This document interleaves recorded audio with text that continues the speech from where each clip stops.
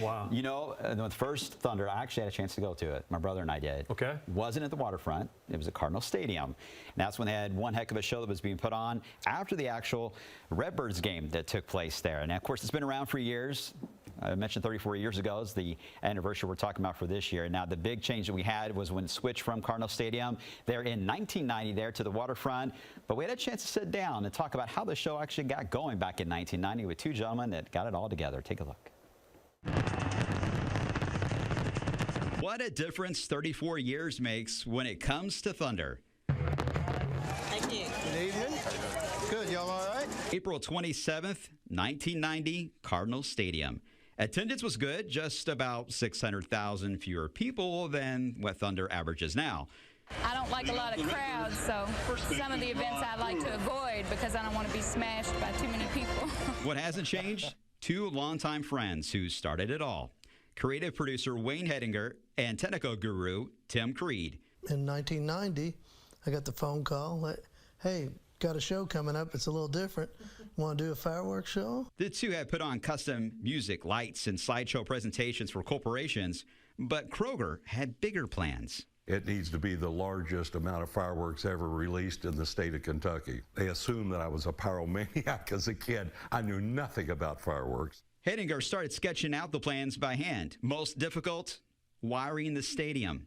Carrying equipment up those amazing number of steps and bleachers to the press box. Home to the first Thunder Command Center. The show included a concert and 20 minutes of fireworks.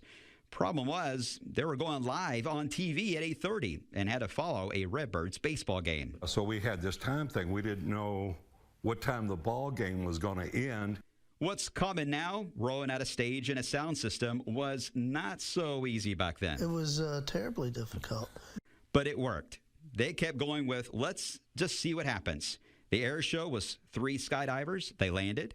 And then a magical laser show and 3,700 shells going off without a hitch. Sort of.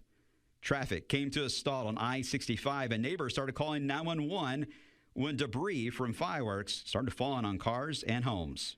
And I had to hose the house down to keep from catching a fire. Yes, we did have debris falling out of the sky. Yes, we did pay for a lot of car washes because of the debris that fell on cars. But the fires that were started turned out to be a good excuse for people to go on and burn their trash piles in their backyards.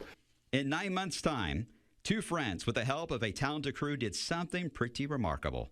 The request to make it bigger and better led to the move downtown, morphing to what it is today. Almost unbelievable when you're in the command center and you look out at the sea of people and it's like, wow, that's a big deal. It's become the jewel of the city and the pride of the nation, and that's a pretty special feeling. Oh, special date. And of course, don't forget, Thunder over Louisville is happening, of course, this upcoming Saturday right here on the waterfront, and on Wave is the main place to watch it, not only for the live coverage of Thunder, but also leading up to the fireworks of the air show in the afternoon at 3 o'clock. And then, of course, we get the fireworks at 9:30 and all the Derby events for Oaks and Derby itself. What a remarkable event it was in 1990. Again, my brother and I had a chance to be there. A year later, I remember being stuck in that traffic when I moved to downtown. It took about 3 hours to get home. Thankfully, that has improved dramatically, John. Well, what's worse is I'm so old I covered it.